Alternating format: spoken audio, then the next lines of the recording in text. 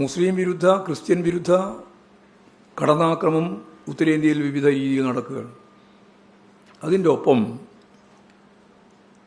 കോൺഗ്രസ്സിന് യഥാർത്ഥത്തിൽ ഹിമാചൽ ഏതാണ്ട് അവസാനത്തിൻ്റെ യാത്രയാണ് ആ ഗവൺമെൻറ്റിൻ്റെ. കാരണം നേരത്തെ ആറെണ്ണം കാലം മാറിയിട്ടുണ്ട്, ഇനിയൊരു വിമതനുണ്ട്, അദ്ദേഹം ഒരു പാർട്ടി തന്നെ ഉണ്ടാക്കാൻ പോവാണ്. അങ്ങനെ വന്നാൽ ആ സംസ്ഥാനത്തിൻ്റെ ഭരണം പോയി, പിന്നെ അവിടെ നോക്കാനും പറയാനും ഒരാളുമില്ല കോൺഗ്രസ്സിന്. ഇപ്പോൾ അതിൻ്റെ പ്രധാനപ്പെട്ട കക്ഷി പോയിട്ടുണ്ടെന്നാണ് ഞാൻ വരുമ്പോൾ കേട്ട വിവരം, ഇവിടെ ഈ ഹിമാചൽ പ്രദേശ്. അപ്പോൾ പിന്നെ അതിൻ്റെ വിശദീകരണം വേണ്ട പോട്ടെ. പിന്നെ രണ്ടെണ്ണം ഉണ്ട്, അതിലൊന്ന് കർണാടകമാണ്, മറ്റേത് ചെറുതാണ് തെലങ്കാന. ആ തെലങ്കാനയിൽ ഒരു മുഖ്യമന്ത്രിയുണ്ട്. ആ മുഖ്യമന്ത്രി നിങ്ങൾക്കെല്ലാം അറിയുന്നതാണ് രേവന്ത് റെഡ്ഡി. രേവന്ത് റെഡ്ഡി പഴയ ABVP ആണ്. കുറേ പാർട്ടി പോയി, ഒന്നും രക്ഷ പിടിച്ചില്ല, ക്ലച്ച് പിടിച്ചില്ല. കോൺഗ്രസ്സിൽ വന്നു, അവസാനം കോൺഗ്രസ്സിൽ നേതൃത്വമില്ല. അങ്ങനെ കോൺഗ്രസ് യഥാർത്ഥത്തിൽ ഇപ്പോൾ മുഖ്യമന്ത്രിയാക്കിയപ്പോൾ ഞാൻ നേരത്തെ പറഞ്ഞ ജീർണതയുണ്ടല്ലോ, അത് സംസ്കരിക്കപ്പെടുന്നില്ലല്ലോ. പാർട്ടി മാറി പോകുന്നു എന്നുള്ളത് ശരിയാണ്. പക്ഷേ ഈ സാമൂഹ്യ ജീവിതത്തിൻ്റെ രൂപത്തിൽ വന്നിട്ടുള്ള ഈ ജീർണതയൊന്നും മാറുന്നില്ല. പഴയ ABVP-കാരൻ തന്നെ. ഇവിടെ വന്ന് പിണറായി വിജയൻ വർഗീയവാദി എന്നാ പറഞ്ഞാൽ എന്താ അർത്ഥം എന്ന് അദ്ദേഹം അറിയില്ല. അദ്ദേഹത്തിന് കാരണം അർത്ഥം അറിയാതെ കൊണ്ട് തന്നെയാണ് ഇങ്ങനെ പ്രയോഗിക്കുന്നത്. മതവും രാഷ്ട്രീയവും കൂട്ടിക്കലർത്തി ഭരണകൂട സംവിധാനത്തിലേക്ക് കയറിപ്പോകുന്ന പ്രക്രിയയാണ് വർഗീയത. ആ വർഗീയതയുടെ വക്താവാണ് പിണറായി വിജയൻ എന്നാണ് പറഞ്ഞത്. എല്ലാ കാലവും വർഗീയതക്കെതിരായിട്ട് നിൽക്കുന്നവരാണ് കമ്മ്യൂണിസ്റ്റുകാർ. സമഭാവനയോടെ ഹിന്ദുവിനെയും മുസൽമാനെയും ക്രിസ്ത്യാനിയെയും കാണാൻ സാധിക്കുന്ന അപൂർവം വിഭാഗത്തിൽപ്പെട്ടവരാണ് കമ്മ്യൂണിസ്റ്റ്. അതുകൊണ്ട് വർഗീയതക്കെതിരായിട്ടുള്ള ഏറ്റവും ശക്തിയായ നിലപാട് സ്വീകരിച്ചുകൊണ്ട് തന്നെയാണ് ഞങ്ങളെല്ലാം പ്രവർത്തിക്കുന്നത്. അതുകൊണ്ടാണ് ഞാൻ പറഞ്ഞത്, ഇദ്ദേഹത്തിന് ഈ പറയുന്ന ഈ രേവന്ത് റെഡ്ഡിക്ക് എന്താ വർഗീയത എന്ന് മനസ്സിലായിട്ടില്ല. പക്ഷേ അയാൾ അവിടെ വർഗീയത കാണിച്ചുകൊണ്ടിരിക്കുകയാണ്. അവിടെ ഒരു സ്കൂള്, അതിൻ്റെ പേര് തന്നെ മദർ തെരേസയുടെ പേരാണ്.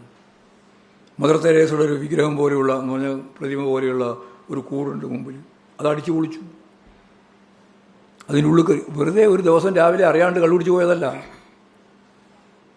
അങ്ങനെയാണ് നമുക്കത് മനസ്സിലാക്കുക. 500 ആളുകൾ ജാതിയായിട്ട് വന്നിട്ട് ഇരച്ചു കയറി ആ സ്കൂൾ മുഴുവൻ തല്ലിപ്പൊളിച്ച് പ്രതിമയും തകർത്ത് മാനേജരെയും പിടിച്ച് അതുപോലെ തന്നെ പ്രിൻസിപ്പളെയും പിടിച്ചു. മാനേജർ നോക്കുമ്പോൾ വിവരം കിട്ടി വരുമ്പോൾ ഇത് കണ്ണൂർക്കാരനാണ്. കേരളത്തിലുള്ള ഏതെങ്കിലും സ്കൂളിലോ സ്ഥാപനത്തിലോ ക്രിസ്തീയ സഭയുടെ ഭാഗമായിട്ട് ഇല്ലാതിരിക്കില്ല. ഇത് അദ്ദേഹം അവിടെയാണ്, ജയ്മോൻ, കണ്ണൂർക്കാരനാണ്. അദ്ദേഹത്തിൻ്റെ പേര് ജയ്മോനായതുകൊണ്ട് നല്ലപോലെ അടിച്ച് ജയ് ശ്രീരാം വിളിപ്പിച്ചു. മനസ്സിലായില്ലേ? ഇതൊക്കെ ഈ കോൺഗ്രസിൻ്റെ ഗവൺമെൻറ് നിലനിൽക്കുന്ന സംസ്ഥാനത്തിലുള്ള ചിത്രമാണ്. നൂറുകണക്കിന് കാവി വസ്ത്ര യൂണിഫോമായിട്ട് എടുത്തിട്ടുള്ള ആളുകളാണ് കയറി വന്നത്. എന്നിട്ട് അവർക്ക് നേരെ കേസില്ല. ഇട്ട കേസ് തന്നെ വളരെ അപ്പോൾ തന്നെ ജാമ്യം കൊടുക്കാൻ പറ്റുന്ന കേസ്. എന്നാൽ ഇവർക്കെതിരായിട്ട് കേസുണ്ട്. ആ കേസ് ജാമ്യം കിട്ടാത്ത കേസ്, വർഗീയ കലാപം ഉണ്ടാക്കാൻ വേണ്ടി നേതൃത്വപരമായി പങ്കുവഹിച്ചു എന്നുൾപ്പെടെ ചേർത്തിട്ടാണ്. അപ്പോൾ ഈ കോൺഗ്രസിൻ്റെ ഒരു നിലപാട്, വർഗീയതക്ക് എതിരായിട്ട് നിൽക്കേണ്ടുന്ന മതനിരപേക്ഷ ഉള്ളടക്കം കാത്തു സൂക്ഷിക്കേണ്ടുന്ന ഒരു വിഭാഗം തെലങ്കാനയിലെടുത്ത ഒരു സ്ഥിതിയെ പറ്റിയാണ് ഞാൻ പൊതുവായിട്ട് പറഞ്ഞത്. അവിടെ ഈ പറയുന്ന ജില്ല മഞ്ചേരി ജില്ലയാണ്. നമുക്കിവിടെ മഞ്ചേരി ഉണ്ടല്ലോ, അതുപോലെ അവിടെ ഈ മഞ്ചേരി ജില്ല തന്നെയുണ്ട്. അവിടെയാണ് ഈ തരത്തിലുള്ള കലാപം അവിടെ നടത്തിയിട്ടുള്ളത് ക്രിസ്തീയ ജനവിഭാഗങ്ങൾക്ക് എതിരായിട്ട്. അപ്പോൾ ആദ്യം കേസേ എടുത്തില്ല, ഇപ്പോൾ കേസെടുക്കാൻ പുറപ്പെട്ടിട്ടുണ്ട്. ആ വകുപ്പെല്ലാം എപ്പോഴും ജാമ്യം കിട്ടുന്ന രീതിയിലുള്ളതാണ്. നേരെ മറിച്ച് ഈ മാനേജ്മെൻറ്റിനെതിരായിട്ട് കൊണ്ടുവന്ന കേസാണ് വളരെ ശക്തിയുള്ള കേസ്. ഇതാണ് ഒരു സ്ഥിതി. വേറൊരു കാര്യം, ഇലക്ട്രൽ ബോണ്ട് CPIM വാങ്ങി എന്ന് ഇന്നലെ പത്രസമ്മേളനത്തിൽ പറഞ്ഞു VD സതീശൻ. ഞാൻ ഇന്നലെ ആലപ്പുഴ ഉണ്ടായിരുന്നു, ആലപ്പുഴ ജില്ലയുടെ ഒരു ഭാഗത്ത്. അപ്പോൾ എന്നോട് പത്രക്കാർ പറഞ്ഞു ഇലക്ട്രൽ ബോണ്ട് CPM വാങ്ങിയിട്ടുണ്ട്, എനിക്ക് തെളിവുണ്ട് എന്ന് പറഞ്ഞു. അതിൻ്റെ പരിഹാസ്യത അല്ല ഞാൻ പറയുന്നത്. എന്താണെന്നറിയാം, ജാള്യതയാണ്. വി ഡി സതീശൻ എന്ന പ്രതിപക്ഷ നേതാവ് ഉൾപ്പെടെയുള്ള കോൺഗ്രസ്സിന് ജാള്യതയാണ്. ഇലക്ട്രൽ ബോണ്ടിൻ്റെ ഭാഗം 8,500 കോടി രൂപയോളം BJP വാങ്ങി. ഏതാണ്ട് 2,000 കോടി രൂപ കോൺഗ്രസും വാങ്ങി. ഈ 2,000 കോടി രൂപ വാങ്ങിയത് പറയാതെയാണ് രാഹുൽ ഗാന്ധി പ്രസംഗിക്കുന്നത്. കൊള്ളയടിയാണ്. അദ്ദേഹം മലയാളത്തിൽ ഉപയോഗിച്ച പടയായിരുന്നു കൊള്ളയടി.